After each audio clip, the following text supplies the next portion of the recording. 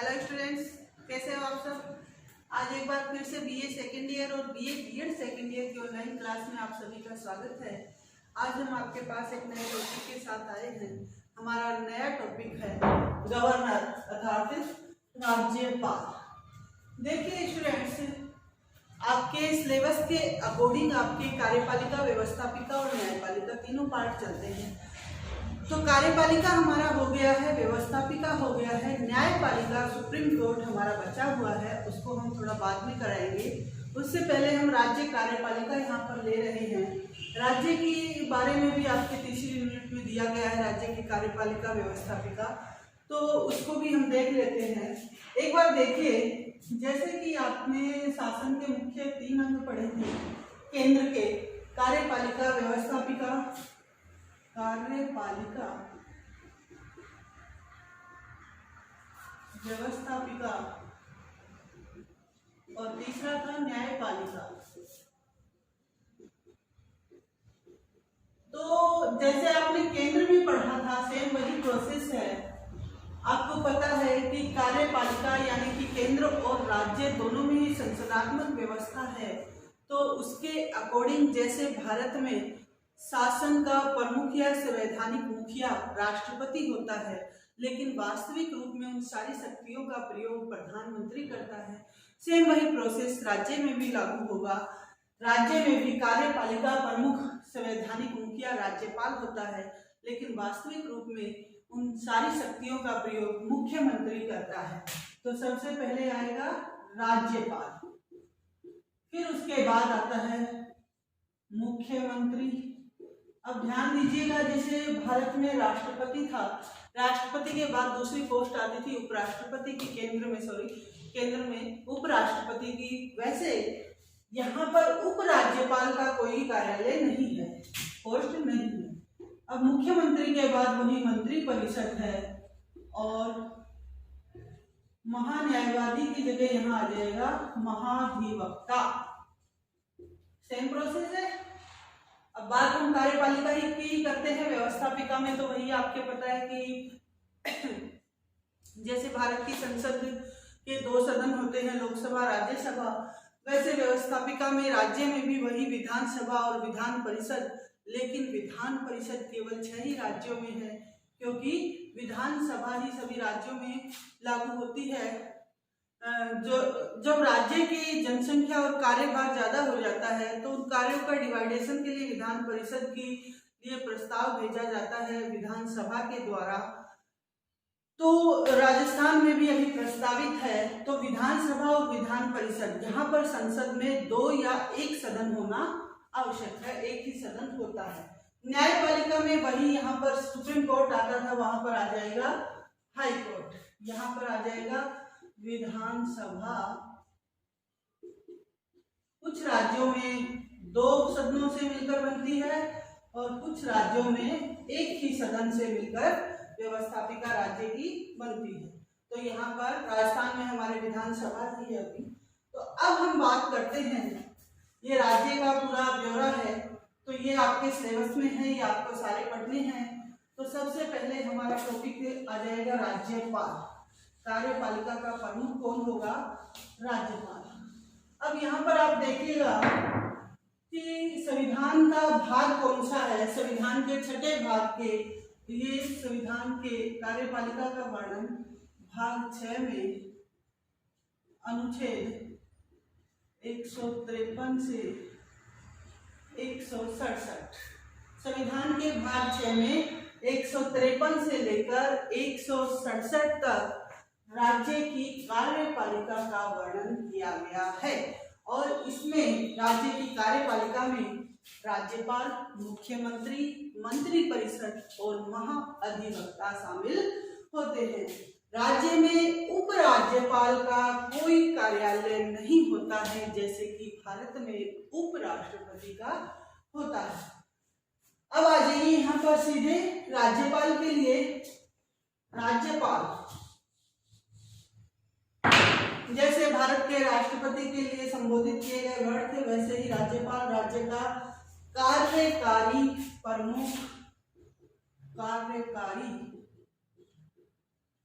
प्रमुख संवैधानिक मुखिया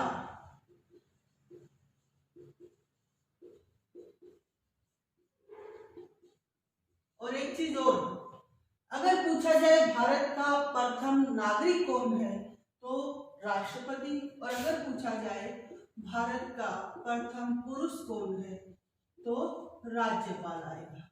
प्रथम पुरुष कौन है? राज्यपाल। ठीक है, ये तीनों पोस्ट हैं आपके इनकी राज्यपाल की। अब एक चीज है कि राज्यपाल जैसे राष्ट्रपति तो एक ही होता है देश में हमारा संवैधानिक मुखिया, राज्यपाल एक ही व्यक्ति को 2 या 2 से अधिक राज्यों का राज्यपाल नियुक्त किया जा सकता है। ये प्रावधान किसमें दिया गया है? 7वें संविधान संशोधन अधिनियम, 7वें संविधान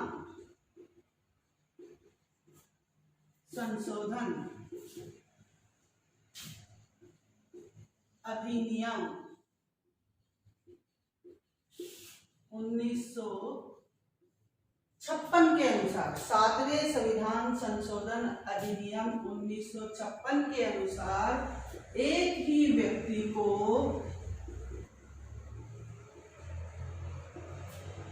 2 या 2 से अधिक राज्यों का राज्यपाल मनोनीत किया जा सकता है।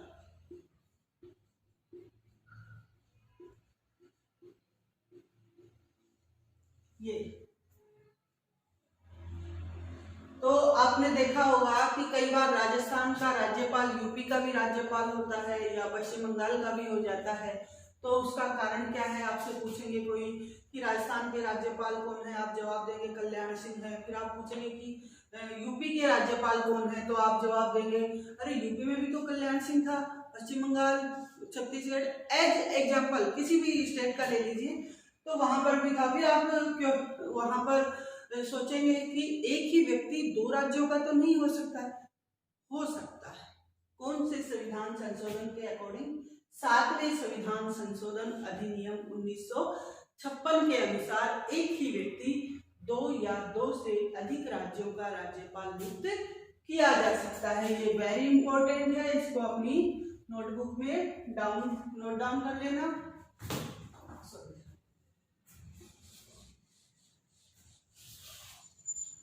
उसके बाद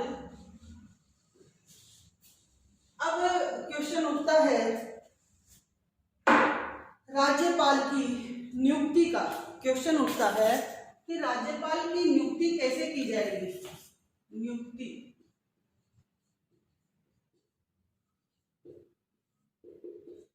तो राज्यपाल की नियुक्ति ना तो जनता के द्वारा सीधे चुनाव में भाग लेकर अर्थात प्रत्यक्ष रूप से की जाती है। राज्यपाल ना तो जनता के द्वारा सीधे चुना जाता है और ना ही अप्रत्यक्ष रूप से राष्ट्रपति की तरह वह केंद्र सरकार द्वारा राष्ट्रपति के द्वारा मनोनीत किया जाता है। राज्यपाल की नियुक्ति कौन करता है? राष्ट्रपति करता है, अर्थात केंद्र सरकार करती है। राष्ट्रपति द्वारा मनोनीत किया जाता है। संविधान में वयस्क मताधिकार के तहत जब संविधान का निर्माण हुआ तो उस समय संविधान सभा में बहुत से लोगों ने सवाल उठाए कि राज्य की इतनी बड़ी संवैधानिक प्रमुख है, इतना बड़ा है पोस्ट है, तो उसके लिए क्यों न प्रत्यक्ष रूप से चुनाव कराए जाए, ना कि अप्रत्यक्ष रूप से।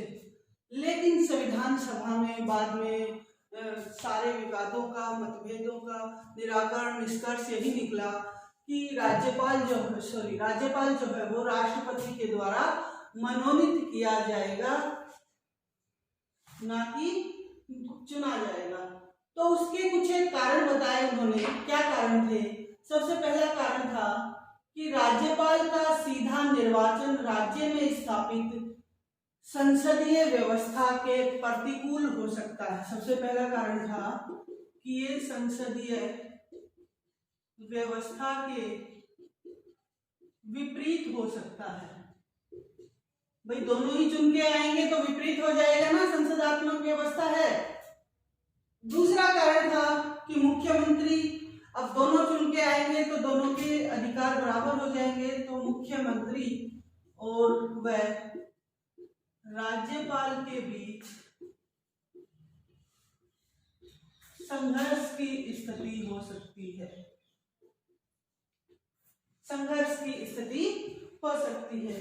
तीसरा था कि राज्यपाल सिर्फ संवैधानिक प्रमुख होता है, इसलिए उसके निर्वाचन के लिए, भाई संसदात्मक व्यवस्था है तो नामांतर की शक्तियां है ना, तो केवल संवैधानिक प्रमुख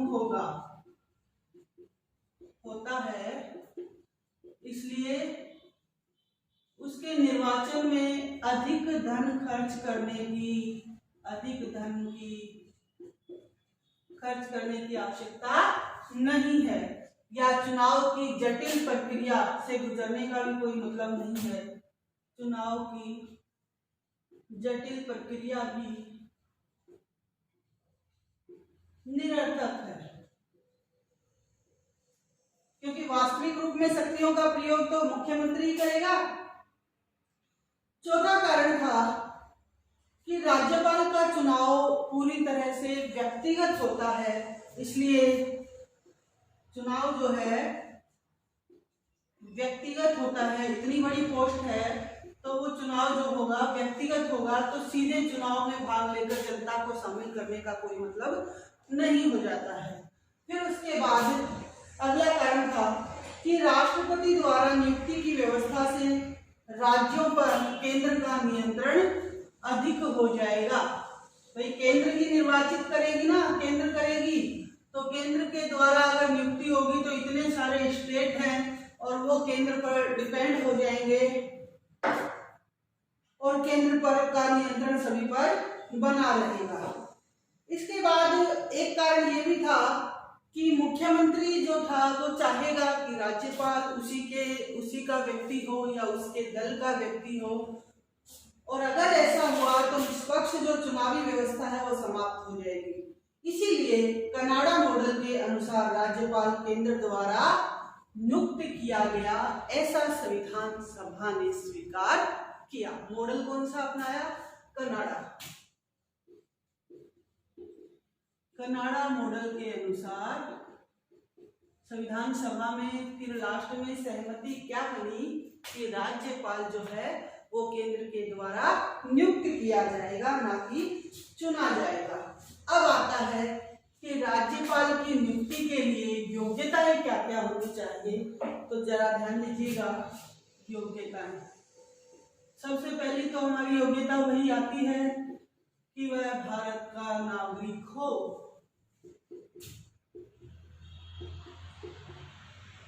दूसरी क्या आएगी? 35 वर्ष की आयु पूरी कर चुका हो। 35 वर्ष की आयु पूरी कर चुका हो।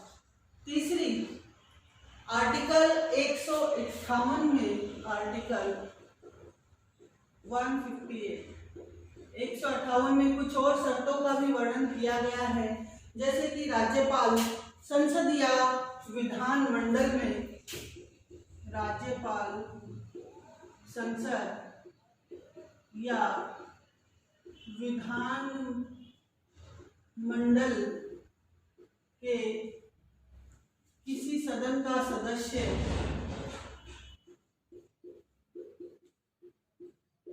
चुन लिया जाता है।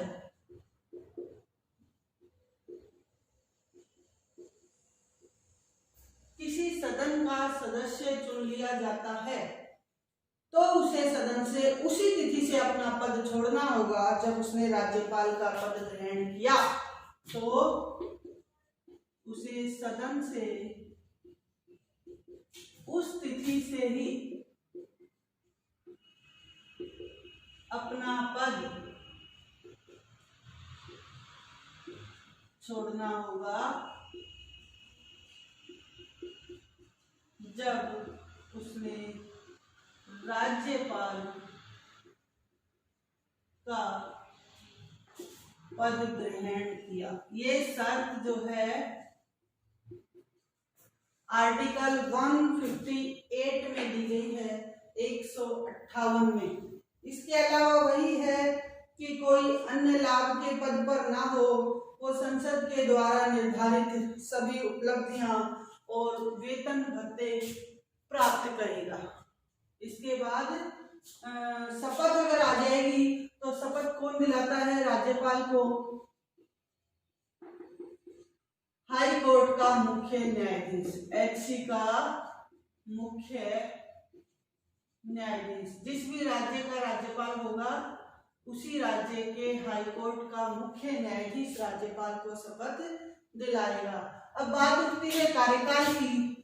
तो कार्यकाल वैसे तो सामान्यतः 5 वर्ष होता है, आपको पता है, लेकिन इसके अलावा वह किसी भी समय राष्ट्रपति को संबोधित करके अपना त्यागपत्र दे सकता है, या राज्यपाल के लिए कहा जाता है कि राज्यपाल राष्ट्रपति के प्रसाद पर्यंत पद धारण करता है। 5 वर्ष के कार्यकाल के बाद तब तक पद पर बना रहता है जब तक कि उसका उत्तराधिकारी कार्य ग्रहण ना कर ले। मान लीजिए अचानक से राज्यपाल की डेथ हो गई या कोई आकस्मिक घटना हो गई, तो राज्यपाल का कार्यभार कौन संभालेगा? उच्च न्यायालय का मुख्य न्यायाधीश, उसका कार्यकारी अधिकारी नियुक्त किया जाएगा, कार्यभार संभालेगा। तो ये थी कुछ एक छोटी छोटी चीजें राज्यपाल के बारे में। अब मेन जो है वो आता है कि राज्यपाल की शक्तियां एवं कार्य क्या क्या है।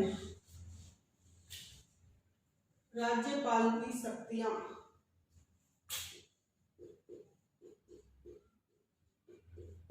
एवं कार्य। तो सबसे पहले है कार्यपालिका शक्ति।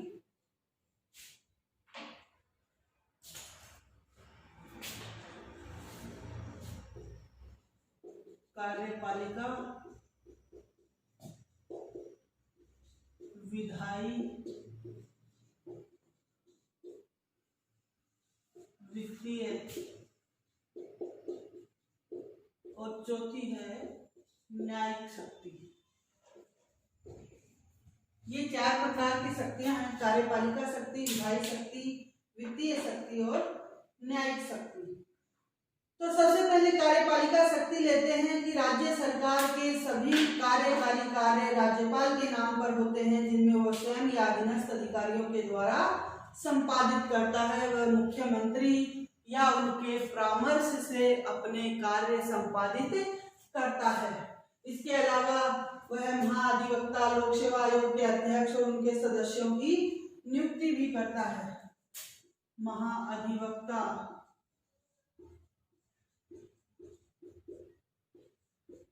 लोक सेवा आयोग, हर राज्य में लोक सेवा आयोग होता है। जैसे हमारे राजस्थान में आरपीएससी है। क्या है? राजस्थान में RPSC, Rajasthan public service commission, लोक सेवा आयोग। तो राज्यपाल ही उनके सदस्यों को नियुक्त करता है, अध्यक्ष को और उनके सदस्यों की नियुक्ति करता है। उच्च न्यायालय के न्यायाधीशों की नियुक्ति के बारे में भी उससे परामर्श लिया जाता है। वह राष्ट्रपति से राज्य में संवैधानिक आपातकाल के लिए सिफारिश कर सकता है। राज्य के विश्वविद्यालयों का कुलाधिपति होता है और विश्वविद्यालय में कुलपति नियुक्त करता है। कुलपति, जितनी भी यूनिवर्सिटियां राज्य में होंगी, विश्वविद्यालयों में अर्थात यूनिवर्सिटीज, जितनी भी यूनिवर्सिटी राज्य के अंदर आती है उनमें कुलपति की नियुक्ति राज्यपाल के द्वारा की जाएगी। वह सभी विश्वविद्यालयों का क्या होगा? कुलाधिपति। राज्यपाल को आपने देखा होगा दीक्षांत समारोह जो होते हैं यूनिवर्सिटी के द्वारा, जिनमें डिग्रियां बांटी जाती हैं, पीएचडी की, डीलिट की, तो उनमें राज्यपाल भी आता है। कारण क्या है कि वह सभी राज्यों का, सभी यूनिवर्सिटी का, विश्वविद्यालयों का कुलाधिपति होता है। तो यहाँ पर ध्यान देने योग्य बात है कि वो नियुक्ति किसकी करता है? महाधिवक्ता की करता है, लोक सेवा आयोग के अध्यक्ष की करता है। अभी कुछ दिन पहले ही राजस्थान में आरपीएससी में आपने देखा की हेड बनाए गए हैं भूपेंद्र यादव जो डीजीपी रह चुके थे। और इसके अलावा उनमें सदस्य जैसे कुमार विश्वास की वाइफ है मंजू शर्मा, संगीता आर्य, तो वो सब सदस्यों की नियुक्ति किसके द्वारा की गई है? राज्यपाल के द्वारा की गई है। इसके अलावा राष्ट्रपति से राज्य में संवैधानिक आपातकाल की सिफारिश कर सकता है। मान लीजिए राज्यपाल को लगे कि राज्य में संविधान के अकॉर्डिंग काम नहीं हो रहा है या मुख्यमंत्री तानाशाह हो गया है, संविधान के जो प्रावधान है उनको नहीं मान रहा है, तो उस समय राज्यपाल राष्ट्रपति को एक लिखित एप्लीकेशन देता है, लिखित आवेदन देता है और वहां पर घोषणा कर सकता है आपातकाल की। तो ये सारी कार्यपालिका शक्तियों में आएंगी राज्यपाल के।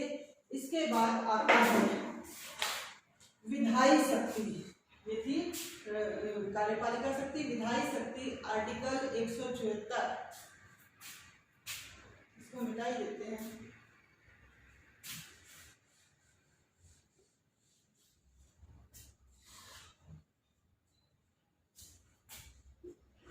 आर्टिकल 174 के भाग 1-2 के अनुसार राज्यपाल की विधानमंडल की बैठकों को आहूत करता है।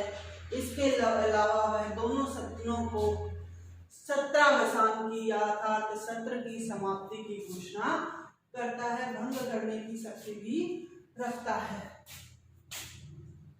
विधानमंडल, ध्यान रखना विधानमंडल जो शब्द है, अगर किसी राज्य में एक ही सदन है अर्थात जैसे विधानसभा, और किसी राज्य में 2 सदन है, विधानसभा प्लस विधान परिषद, तो जिस राज्य में 2 सदन है वो भी विधानमंडल कहा जाएगा। और अगर किसी राज्य में एक ही सदन है विधानसभा, तो वो भी विधानमंडल कहलाएगी। तो आर्टिकल 174 के भाग 1-2 के अनुसार वह विधानमंडल की बैठकों को बैठक बुलाता है, आहूत करता है। वही केंद्र वाली बात यहाँ पर आ जाएगी कि बैठकों को बुलाने का अधिकार किसको होगा?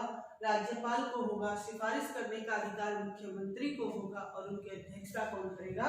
विधानसभा का अध्यक्ष करेगा। सत्रावसान की शक्ति रखता है विधानमंडल के। सत्रावसान अर्थात सत्र की समाप्ति का अधिकार और भंग करने की शक्ति किसके पास होगी? राज्यपाल के ही पास होती है। इसके अलावा विधानमंडल के प्रत्येक चुनाव के बाद पहले और प्रति वर्ष के पहले सेशन को संबोधित करता है। चुनाव के बाद विधानसभा चुनाव के बाद पहले प्रथम सत्र व प्रतिवर्ष, हर साल जो सेशन होता है प्रतिवर्ष के प्रथम सत्र सेशन को संबोधित करता है। संबोधित करने का अधिकार किसको होगा? राज्यपाल को होता है। विधानसभा अध्यक्ष और उपाध्यक्ष का पद खाली हो तो वो विधानसभा के किसी भी सदस्य की कार्यवाही सुनिश्चित करने के लिए नियुक्त कर सकता है। मान लीजिए विधानसभा अध्यक्ष और उपाध्यक्ष दोनों ही कहीं चले गए या अध्यक्ष चला गया है और उपाध्यक्ष को इमरजेंसी आ गई है, तो उस समय सेशन बिठाना पड़ता है। तो राज्यपाल क्या करेगा कि जो भी वरिष्ठ व्यक्ति है कार्यकारी अधिकारी उसको नियुक्त कर सकता है। उसके बाद है कि विधान परिषद के कुल सदस्यों के 6ठे भाग को वह मनोनीत करता है। ये विधानसभा की शक्ति थी। अब इसके बाद विधान परिषद के कुल सदस्यों के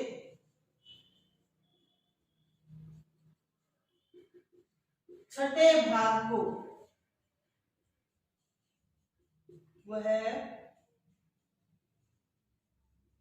मनोनीत करता है। वो 6ठे भाग में मनोनीत किन व्यक्तियों को करेगा? जिन व्यक्तियों ने वही राष्ट्रपति वाली जो राज्यसभा में राष्ट्रपति मनोनीत करता था कि जिन्हें कला में, साहित्य में, समाज सेवा में या अन्य किसी क्षेत्र में विशेष ख्याति प्राप्त की हो, उनको वो मनोनीत कर सकता है। तो वही प्रोसेस राज्यपाल का यहाँ आ जाएगा कि विधान परिषद के कुल सदस्यों के छठे भाग को राज्यपाल मनोनीत कर सकता है। इसके अलावा विधानसभा के लिए एक आंग्ल भारतीय समुदाय से एक सदस्य की नियुक्ति कर सकता है। एंग्लो इंडियन आंग्ल भारतीय समुदाय, आंग्ल भारतीय समुदाय जिनके माता या पिता में से कोई एक विदेशी हो, तो यहाँ पर लोकसभा में 2 सदस्यों को राष्ट्रपति मनोनीत करता है। आंग्ल भारतीय सदस्यों में आपको पता है, मैंने बताया भी था कि संसद में लोकसभा की 545 सीटें होती हैं, तो चुनाव 543 सीटों के लिए होता है। 2 सीटें आंग्ल भारतीय समुदाय की होती है। अब वो प्रोसेस राज्य में आ जाता है, लेकिन राज्य में एक ही सीट होगी, एक ही व्यक्ति को चुना जाएगा आंग्ल भारतीय समुदाय से, और वो चुनने का अधिकार किसको होगा? राज्यपाल को होगा। ठीक है। उसके बाद अनुच्छेद 213 के अंतर्गत राज्यपाल अध्यादेश जारी कर सकता है। इन विधेयकों को विधानमंडल से 6 सप्ताह के भीतर स्वीकृति आवश्यक है। वह किसी भी समय अध्यादेश को समाप्त कर सकता है। 213 के अनुसार, 213 आर्टिकल, राज्यपाल अध्यादेश, मान लीजिए विधानसभा विधानमंडल का कोई भी सेशन नहीं चल रहा है और अचानक से निर्णय लेने की आवश्यकता पड़ गई है, तो उस समय राज्यपाल क्या करेगा? अनुच्छेद 213 के अंतर्गत उसके विरुद्ध उसके पक्ष में कोई भी फैसला ले सकता है, अध्यादेश जारी कर सकता है। वो अध्यादेश क्या होगा? वो 6 हफ्तों के भीतर उसको स्वीकृति आवश्यक है। वो किसी भी समय अध्यादेश को समाप्त भी कर सकता है। इसके अलावा वो राज्यों के लेखों से संबंधित वित्त आयोग, आरपीएससी, नियंत्रक, महालेखा परीक्षक की रिपोर्ट को राज्य विधानसभा के समक्ष पेश करता है। राज्य वित्त आयोग है, राज्य लोक सेवा आयोग है, महालेखा जो नियंत्रक और महालेखा परीक्षक होता है, उनके द्वारा जो रिपोर्ट तैयार की जाती है, उन रिपोर्टों को कहाँ पर? विधानसभा में पेश करने का अधिकार किसको है? राज्यपाल को है। तो ये थी विधायी शक्ति, मोटी मोटी है, अच्छे से याद कर लेना। फिर उसके बाद आती है वित्तीय शक्ति। इसको मिटा देते हैं, यहाँ जगह कम है।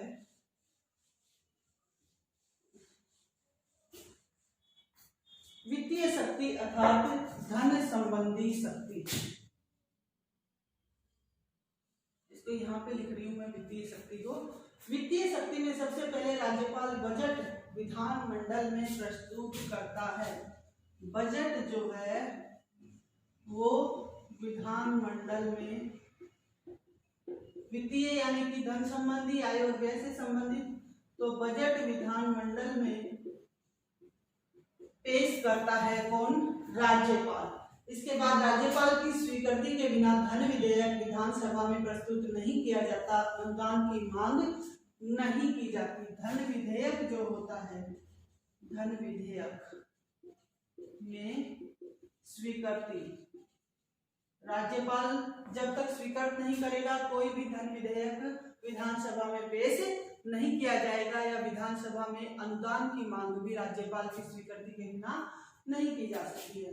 राज्य की आकस्मिक निधि पर, जो इमरजेंसी के लिए कोटा होता है, राज्य की आकस्मिक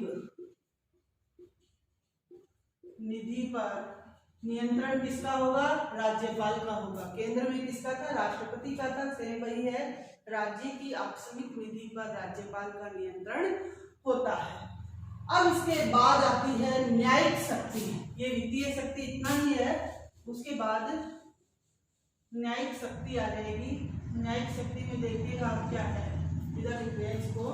सबसे पहले अनुच्छेद 161 के अनुसार राज्यपाल किसी भी अपराधी के दंड को 161 अनुच्छेद के अनुसार किसी भी अपराधी के दंड को कम कर सकता है या माफ कर सकता है। राष्ट्रपति को भी अधिकार था अपराधी के दंड को कम या माफ भी कर सकता है।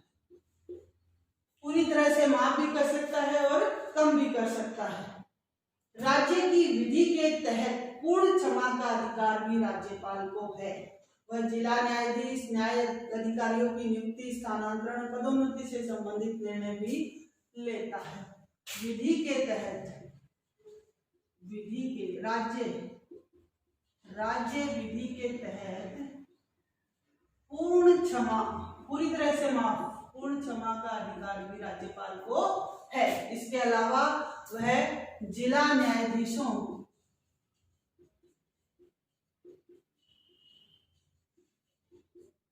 जिले के जो डिस्ट्रिक्ट के न्यायाधीश होते हैं, जिला न्यायाधीश और न्यायिक अधिकारियों की नियुक्ति और स्थानांतरण यानी कि तबादला का अधिकार भी किसके पास है? राज्यपाल के पास है।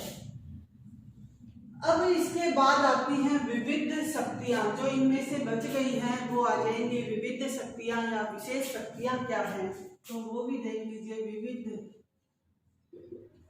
शक्तियां, सबसे पहले यदि राज्यपाल को लगे कि राज्य में संवैधानिक तंत्र विफल हो गया तो राज्य उस समय राष्ट्रपति को लिखित प्रतिवेदन देकर राज्य में राष्ट्रपति शासन लागू करवा सकता है। ठीक है, राज्यपाल को लगे कि राज्य में संवैधानिक तंत्र विफल हो गया है या मुख्यमंत्री तानाशाह हो गया है या जनता जो है क्रांति पे उतर आई है, तो उस समय राज्यपाल लिखित आवेदन के द्वारा राष्ट्रपति को लिखित प्रतिवेदन भेजता है और उस राज्य में राष्ट्रपति शासन लागू हो जाएगा। तो ये अधिकार किसका हुआ? राज्यपाल का हुआ। इसके अलावा राज्यपाल को सविवेकी शक्तियां दी गई हैं कि उत्तर पूर्व के राज्यों के विकास के लिए वहां के राज्यपालों को विशेष अधिकार दिए गए हैं। उत्तर पूर्व में कौन से राज्य आएंगे? मेघालय, नागालैंड, त्रिपुरा। उत्तर पूर्व के राज्यों के जैसे मेघालय, नागालैंड, त्रिपुरा, तो उत्तर पूर्व के राज्यों को विशेष अधिकार या सविवेकी शक्तियां भी कह सकते हो आप, विशेष अधिकार वहां के राज्यपालों को दिए गए हैं उनके विकास के लिए। अब आपने सारी शक्तियां पढ़ी, कार्यपालिका शक्ति पढ़ी, विधायी पढ़ी, वित्तीय पढ़ी, न्यायिक पढ़ी, विविध शक्तियां पढ़ी। राज्यपाल को देख के आपको लगा कि राज्यपाल को तो बहुत सारे अधिकार दिए गए हैं, हम तो इनको कमजोर समझ रहे थे, लेकिन ऐसा नहीं है। सरोजिनी नायडू ने कहा है कि राज्यपाल का पद उस चिड़िया की भांति है जो सोने के पिंजरे में कैद है। किसने कहा? सरोजिनी नायडू। सरोजिनी नायडू ने कहा कि राज्यपाल का पद तो वो चिड़िया है जो सोने के पिंजरे में कैद है, तो उसको इतने अधिक अधिकार देकर भी उस पर काफी प्रतिबंध लगाए गए हैं। विजय लक्ष्मी पंडित कहती है कि यदि कोई व्यक्ति इस पद को स्वीकार करता है तो उसे पद का नहीं बल्कि धन का लोभ है, वेतन का आकर्षण है।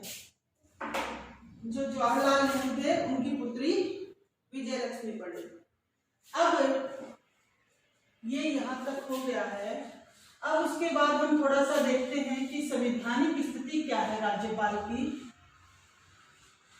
संवैधानिक स्थिति, अब मैंने जैसे बताया कि भारत के संविधान में राज्य में भी केंद्र की तरह ही जो है संसदात्मक व्यवस्था है और उसके अकॉर्डिंग राज्यपाल अर्थात गवर्नर जो है वो नाम मात्र का अध्यक्ष है, जबकि वास्तविकता में मुख्यमंत्री ही कार्य करता है। अब संविधान में इसके बारे में क्या कहा गया है कि आर्टिकल 154 कहता है राज्य की कार्यपालिका शक्तियां राज्यपाल में निहित होंगी और संविधान के समस्त कार्य उसके द्वारा या उसके अधीनस्थ अधिकारी के द्वारा किए जाएंगे। 154 राज्य की समस्त शक्तियां राज्यपाल में निहित होंगी और उसके समस्त कार्य किसके द्वारा? उसके द्वारा या उसके अधीनस्थ अधिकारियों द्वारा संपन्न किए जाएंगे। आर्टिकल 163 कहता है कि राज्यपाल मुख्यमंत्री के सलाह व सहयोग से कार्य करेगा। मुख्यमंत्री के सलाह से और सहयोग से कार्य करेगा। 164 कहता है कि राज्य मंत्री परिषद की विधानमंडल के प्रति सामूहिक जिम्मेदारी होगी। 42वें संशोधन से राष्ट्रपति मंत्रियों की राज्यपाल को विवेक के आधार पर कुछ शक्तियों में काम करने की शक्ति। अब ये विशेष अधिकार आपने नोटिस किया होगा कि राष्ट्रपति को विशेष अधिकार अर्थात सब विवेक का अधिकार नहीं था, लेकिन यहाँ पर राज्यपाल को दिया गया है, कुछ स्थितियों में काम करने की शक्ति है। इस प्रकार संविधान में राज्यपाल दोहरी भूमिका का निर्वाह करता है। एक तो संवैधानिक मुखिया का दोहरी भूमिका हो गई कि एक तो हो गया संवैधानिक मुखिया प्लस दूसरा केंद्र का एजेंट भी बोल सकते हो आप इसको, केंद्र का प्रतिनिधि।